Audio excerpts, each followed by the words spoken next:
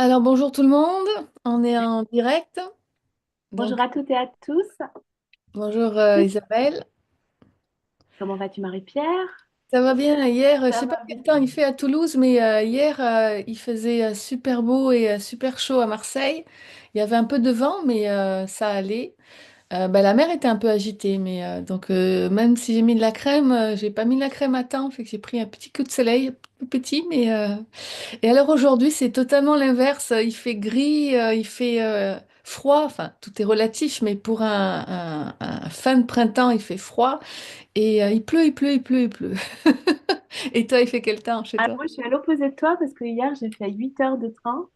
Je suis Ok. à Lille. Je Ah bah oui. je suis à côté de la gare de Lille et il fait très beau. Comme quoi, hein? C'est ça. Je pensais que tu faisais juste la grande partie sud-ouest. Tu fais toute la France alors? Non, non, non, mais là, je suis montée à mon entreprise.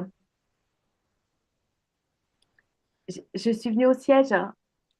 Ah ok, d'accord. Mais sinon, tu fais Non, ouais, je le m'arrête, je sud-ouest. m'arrête. Non, cette fois, ah, c'est loin quand même. Ouais, c'est ça. Je me dis, ça ferait beaucoup, beaucoup, hein. Ouais, ouais. Ok. Allez, question numéro 13. J'avais Oui. préparé mon numéro avant.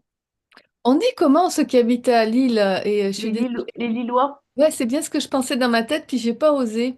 Tu vois, j'ai eu peur du ridicule pendant un moment. Et bonjour à tous les Lillois et Lilloises, donc Marseillais, Marseillaises, les Français, les Québécois et tous ceux de par le monde. Exactement. Alors, numéro 13, est-ce qu'un rire silencieux compte quand même?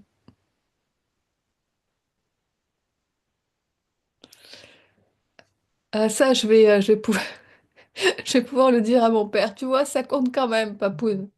Parce que quand il fait des blagues et que je rigole pas extérieurement, il me fait, t'as pas trouvé ça drôle? Je fais, ouais, ouais, j'ai rigolé à l'intérieur de moi.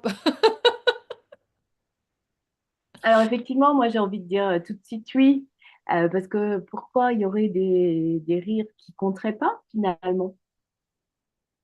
On a hier dans le slam, il est sorti à gorge déployée ou en petit soubresaut. Il y a des gens qui naturellement quand ils rient, en fait tu les regardes et et tu rigoles aussi.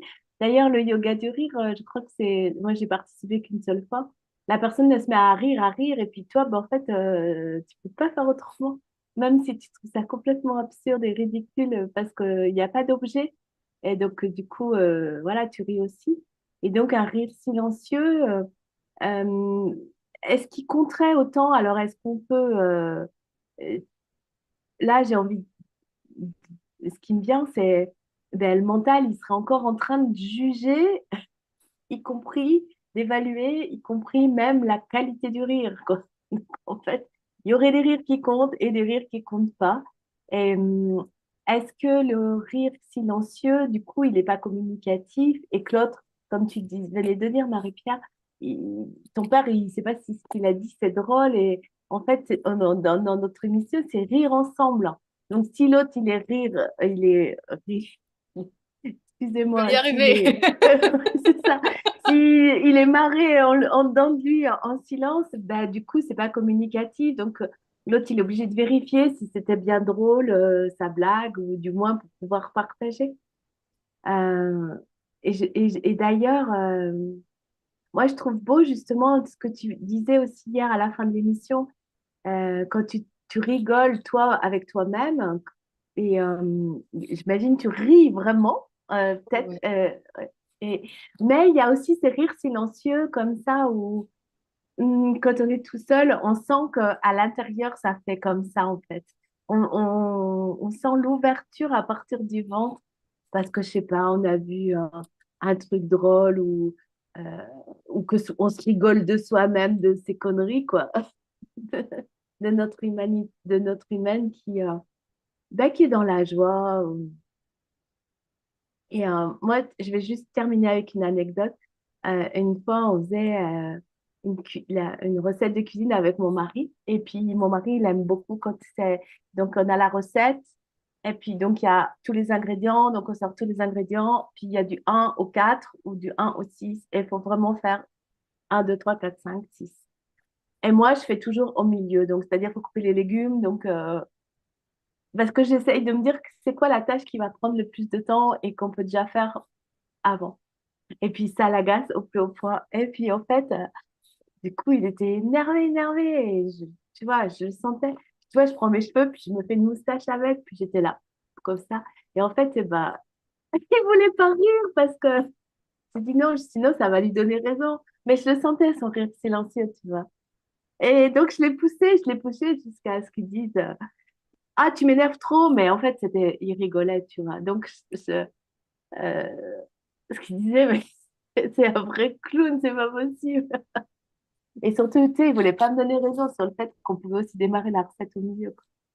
Donc, ouais, je trouve qu'il compte, et bien sûr, tous les rires comptent. Voilà. Même les plumes, kiki.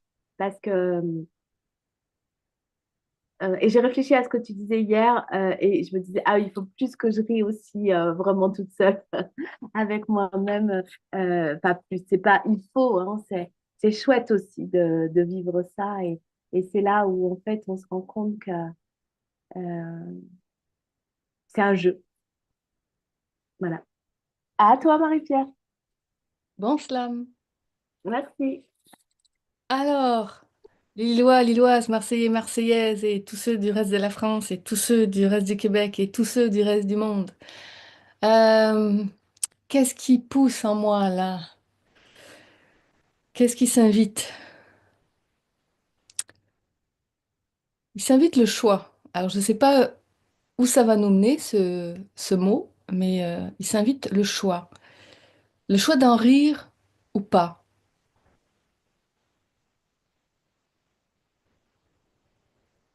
Le choix d'en rire ou pas. Oui, hier soir, je faisais une séance, un coaching au niveau de la méthode complète que j'appelle Puissance avec un couple. Et, euh, et je leur répétais la deuxième et troisième et quatrième clé de la méthode. Et la deuxième, c'est repérer le champ de patate. Alors le champ de patate, pour moi, dans mon vocabulaire, c'est justement quand on est dans cet espace vibratoire, cet espace d'expérience, d'illusion de la séparation. C'est-à-dire qu'on est dans cet espace d'oubli de soi, où on oublie qui on est vraiment, euh, euh, un tout petit peu ou beaucoup. Euh, et donc, on en fait l'expérience. Et c'est ce que j'appelle une expérience de champ de patate. Et cette expérience, je dis toujours, elle est ni mieux ni moins bien qu'une expérience que je qualifie d'unité. C'est juste des mots que je mets dessus, hein. Toi, tu les appelles comme tu veux et certainement tu les appelles autrement. Et des espaces d'unité, c'est des espaces vibratoires d'expérience où l'on se rappelle qui l'on est vraiment. Ce que j'appelle des espaces de retour à soi, soit avec un grand S. Euh, Et je dis toujours, il est vraiment important, selon moi, c'est ma proposition, euh, de se rappeler qu'il n'y a pas une expérience qui est mieux qu'une autre. C'est une expérience. C'est une expérience qui nous sommes faits au travers de cet humain, de cet avatar, dans ce rêve, pour justement découvrir ce qu'il est par l'expérience. Donc là, c'est par l'expérience humaine, par l'expérience terrestre. Il y a plein de jeux différents que l'on joue, mais celui actuellement, là, euh, c'est le jeu humain. Quand je dis là, c'est pas au niveau du temps, puisque tous les jeux se jouent en même temps, mais là, pendant qu'on se parle, toi et moi. Et l'information, c'est de l'information, c'est-à-dire, à un moment donné, on découvre, ah, voici ce que je peux expérimenter lorsque j'oublie qui je suis, vraiment. Ah, voici ce que je peux expérimenter lorsque je me rappelle qui je suis vraiment. Waouh, voici ce que je peux expérimenter lorsque je me rappelle complètement qui je suis vraiment. Ou quand j'oublie, mais à un niveau vraiment grand, qui je suis vraiment. Et les deux expériences pour qui nous sommes vraiment sont intéressantes, sont merveilleuses. C'est juste que je dis toujours qu'il y en a une qui fait souffrir son humain. Donc, fait pas souffrir qui on est vraiment, puisque qui on est vraiment est amour. Donc ça peut pas souffrir ce truc-là, là. Ça peut juste être amour. Mais l'humain, dans son illusion d'humain, peut avoir l'impression qu'il souffre et donc vivre une expérience de souffrance. Et donc, si tu es là et que tu nous écoutes, que tu nous regardes, c'est que toi aussi, tu te dis, tu sais quoi? Alors que tu te le dises inconsciemment, puis que là tu fais, ah bah oui, c'est vrai, ça a du sens, ou que tu te le dises vraiment, consciemment, si tu es là, c'est que comme nous, tu t'es dit, tu sais quoi, j'en ai fait le tour de l'expérience du champ de patates, j'en ai fait le tour de l'expérience de l'oubli de soi. J'ai envie de passer à autre chose, j'ai envie d'expérimenter de façon plus grandiose, de façon plus pleine, de façon plus quotidienne, de façon plus fluide, plus nombreuse dans une journée, voire complète, une expérience de retour à soi, où je me souviens qui je suis, mais de plus en plus largement, de plus en plus consciemment. Et donc, je disais à ce couple que la première chose, c'est de repérer le champ de patates, parce que notre mental va négocier sans arrêt au début, jusqu'à ce que il capitule, mais dans le sens amoureux du terme, c'est-à-dire où il fait OK, c'est bon, j'accepte l'amour, même si je ne le vois pas encore dans toutes les situations. Et la deuxième chose, c'est qu'une fois que l'on l'a repéré, parce que ça s'apprend, dans le sens qu'on se souvient, et puis il y a des petites techniques ou des grandes techniques qui permettent de s'en souvenir plus vite, plus facilement. À ce moment-là, il y a le choix. Ça, c'est la troisième clé. C'est ce que j'appelle le choix joyeux. Ah oui, le choix joyeux. Et pourquoi il est joyeux, ce choix? C'est que quel que soit son choix, il va être joyeux, puisque c'est celui qu'on a envie de prendre. Et ce choix, c'est est-ce que je reste dans le champ de patates? Est-ce que je reste dans cette vibration d'oubli de soi et parce que j'ai encore envie de vivre ces expériences, même si elles me font souffrir?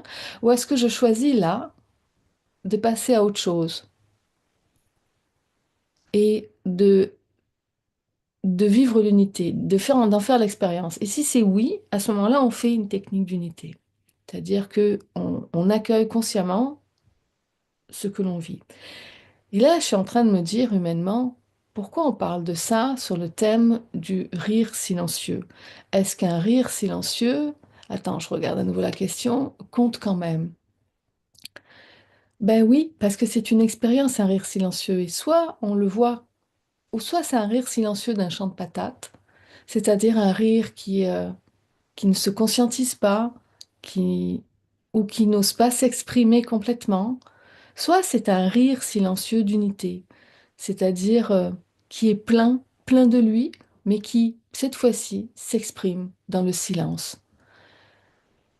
Et là où on veut en venir ce matin, et là Marie-Pierre va faire waouh, parce que moi, quand je laisse passer le flot, je suis comme vous, j'écoute et je déguste et je ressens.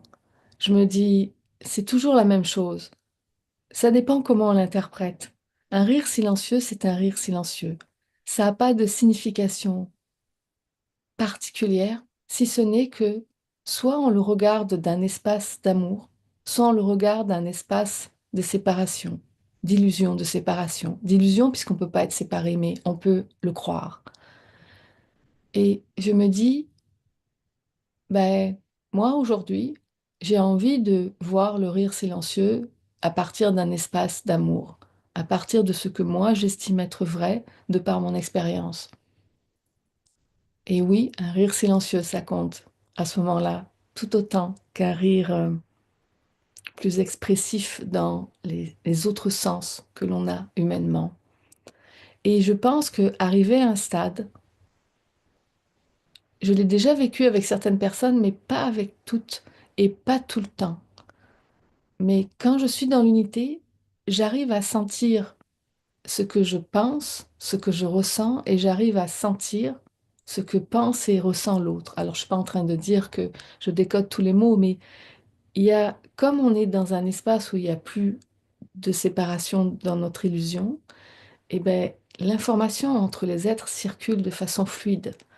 et on les ressent, quoi. On ressent. Et donc le rire silencieux se ressent. Et ça donne ce qu'on appelle la complicité. Cette complicité tellement subtile parce que justement, elle peut ne pas s'entendre lorsqu'on n'est pas dans cette réunion, dans cette expérience d'union. On ne la sent pas. Mais lorsqu'on est dans cette expérience d'union qu'on appelle la complicité, on fait waouh. Et c'est pour ça, je pense que on a soif d'amitié vraie et de relations vraies, que ce soit une relation amoureuse de couple ou n'importe quelle autre relation avec les animaux, les végétaux, les minéraux, les humains, parce que on vit cette complicité-là. Et le mot de la fin, ça sera haut les cœurs. C'était le mot, l'expression favorite de Toon, ma mère spirituelle que j'ai rencontrée à mes 20 ans jusqu'à mes 27, 28. Haut les cœurs.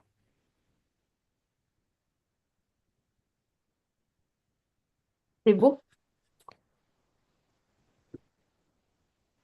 Maintenant, on va déguster le slam d'Isabelle. Hum. Silence, ça pousse en dedans un sourire. Petit tout en mousse, non éclatant le rire. Compte-t-il vraiment autant que le bruyant, le fort, l'extravagant, l'impétueux, le détonnant? Qui mesure les rires, la qualité, la tonalité? Un monsieur éclat de rire ou pourquoi et pourquoi un masculin spécialisé? Un rire silencieux, un rire non bruyant, un rire en dedans pour soi, compte-t-il déjà un peu? Le rire, signe de la joie, sentiment merveilleux, que l'humain heureux contacte les cieux en foi. Encore? Encore? Silence, ça pousse en dedans un sourire, petit tout en mousse, non éclatant le rire. Compte-t-il vraiment autant que le bruyant, le fort, l'extravagant, l'impétueux, le détonnant, qui mesure les rires, la qualité, la tonalité? Un monsieur éclat de rire? Et pourquoi un masculin spécialisé? Un rire silencieux, un rire non bruyant, un rire en dedans pour soi compte déjà un peu. Le rire, signe de la joie, sentiment merveilleux que l'humain heureux contacte les cieux en foi. La dernière phrase, c'est contacte les cieux En foi. en foi. Moi, J'avais dit moi, ma foi et puis on m'a dit non en foi. Donc, j'aime beaucoup tes slams. Hier, je me suis dit, je vais raconter cette anecdote pour montrer c'est quoi le champ de patates. Des exemples de champ de patates dans le quotidien, parce que des fois, les champs de patates est très, très, très subtil. Euh, hier, bah, tu vois, j'ai du mal à l'exprimer. Hier, je repensais à quand, j'allais dire quand on a eu fini, je sais pas si c'est le bon temps de conjugaison, mais quand notre émission s'est terminée, euh, je repensais à ce qu'on venait de vivre et j'étais à nouveau contente et je repensais à ce que je te disais que j'adorais Tesla et que je sens que c'est de plus en plus fluide parce que c'est un exercice extrêmement difficile en fait ce que tu fais et c'est pas parce que ça a l'air d'être facile pour toi que ça l'est pour tout le monde, quoi. Et c'est vraiment être dans ton flow. Et je trouve que plus tu es dans le flow et plus les mots arrivent vite. Et bon, moi, j'aime ta plume. Et là, je me disais hier, à un moment donné, j'ai eu comme peur du regard de l'autre. Et je me suis dit, waouh, il y en a qui, à un moment donné, ils vont nous, comment on dit, tacler, taquer, je sais plus comment on dit en français, mais qui vont nous mettre des commentaires genre, ah, c'est bon, c'est deux femmes qui se glorifient ou d'elles-mêmes dans leur émission, etc. Enfin bref, je trouve plus les mots. Bref, et là, je me disais, waouh, ça c'est du champ de patates, mais pas à peu près, quoi. Et là, je me disais, c'est quoi que tu vis sincèrement, Marie? Ben, sincèrement, j'adore faire cette émission, même quand c'est plus ou moins imparfait, plus ou moins maladroit. Sincèrement, j'adore ce que je fais dedans, même encore quand des fois j'ai peur. Et sincèrement, j'adore ce que tu fais dedans. Et quand j'ai plaisir à écouter tes slams, j'ai réellement plaisir à écouter tes slams. Je les écoute vraiment. Et alors peut-être qu'un jour j'en aimerai pas, hein. Et à ce moment-là, mon but, c'est de pouvoir l'exprimer dans l'unité, c'est-à-dire dans l'amour, mais à date, pas du tout. Et au contraire, je les aime de plus en plus. Après, ça ne veut pas dire que c'est le goût de tout le monde ou qu'on a les mêmes goûts, mais moi, c'est vraiment ce que je ressens, quoi. Et je me dis, ben voilà, la seule chose qui compte, c'est ta vérité avec toi-même, Marie. Et, euh, et je me dis, mais c'est sûr qu'un jour, on va les avoir, ces commentaires-là. Et puis on va avoir d'autres commentaires qui vont être waouh, ça transpire, ça transparaît que vous êtes juste bien ensemble et que vous nous partagez cette joie et que vous nous invitez dans ce monde parce que c'est ce qu'on fait en fait. Voilà, je pense que j'avais. Ah, c'est pas fini, j'ai pas fini l'accueil. L'accueil, c'est ça aussi, l'accueil conscient. C'est à un moment donné parler, oser dire, mais sans se juger, jusqu'à ce que justement on ne ressent plus de jugement. J'ai mal au ventre. Souvent, ça me fait ça comme ça. Ouais. Donc, à ceux qui pourraient penser qu'on se glorifie, ben, tu as le droit. Même s'il y a une partie de moi, là, pendant qu'il te parle, qui aimerait que tu n'aies pas le droit. Mais tu as le droit de penser ça. Tu as tout à fait le droit. Ouais.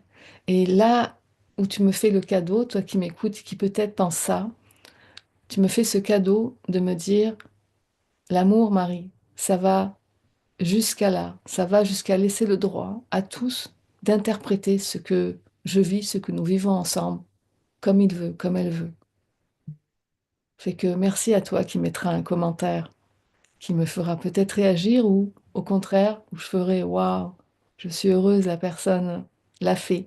Peut-être qu'on va le déliter dans le sens qu'on va l'annuler s'il est vraiment pas respectueux, ou peut-être qu'on le laissera s'il est respectueux, même si c'est pas notre vérité, parce que je pense que c'est important aussi de mettre des limites. Et là, on a fini.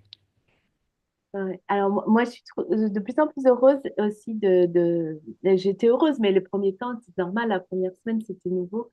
Je vois que c'est de plus en plus fit. J'en ai écrit un dans le train hier pour notre spectacle. Wow. Ouais, je le partagerai. Je vais en faire un post et peut-être que je le partagerai. Je le mettrai de demain. Mhm. Euh, hum, Oui, moi je dis qu'on suit notre joie et que peu importe ce qu'on va nous dire, hein, si on est déjà heureuse de le faire, s'il y en a d'autres qui sont heureux de venir et nous entendre et de trouver ça génial et puis de dire bah moi je trouve ça bien ce que vous faites, c'est cool. S'il y en a qui me disent franchement c'est n'importe quoi parce que vous faites que de parler de l'amour, de l'unité ou je sais pas quoi et c'est toujours la même chose ou voilà, vous trouvez toujours le moyen de parler de ça. Et peut-être, oui, ce que je me disais, tu vois, moi. Parce que moi, mon truc, c'est l'amour, voilà. Donc, et, euh, et puis, je me dis, bah, si on a des commentaires pas gentils, c'est peut-être aussi de les laisser. Parce que finalement, si on prône ce qu'on dit, qu'on est tous un, et ben, c'est que c'est une autre part de nous euh, qui s'exprime. C'est peut-être le nous avant, du futur. Peut-être qu'on s'exprimera de cette manière à propos de quelque chose d'autre. Et donc, après, si c'est personnel, je veux dire, s'il y a des insultes personnelles, non. Si c'est à propos de ce qu'on fait, ça me dérangera moins. Tu vois ce que je veux dire? Oui, ben Euh, c'est ce que je parle quand je parle de limite. Ouais, À un voilà, moment c'est ça. donné, je Pour moi, pense que c'est là la limite. Ouais. C'est que si on nous dit, je sais pas quoi, des grossièretés à propos de notre personne, alors que la personne ne nous connaît pas tant que ça, on la connaît pas intimement ou je sais pas, juste par plaisir en fait, de blesser. Voilà. Mais si c'est à propos de ce qu'on fait, je pense qu'on le laissera parce que c'est finalement, ça pourrait faire une question aussi, tu vois, je veux dire. Hein. Mm. Parce qu'il y a toujours ce truc des haters, mais finalement, est-ce qu'on n'est pas hater de quelque chose aussi, nous? Forcément, on n'est pas tout blanc. Voilà. Ben, Marie-Pierre, si c'est OK pour toi, on se retrouve demain matin Oui, à demain. avec plaisir, hein. Et puis, je vous souhaite une très belle journée sous le soleil, sous la pluie. Et puis, Donc voilà, demain 7h, 7h la France, 7h l'Europe et 1h du matin au Québec. c'est ça. Et un replay si vous pouvez pas être là en live. Bye bye.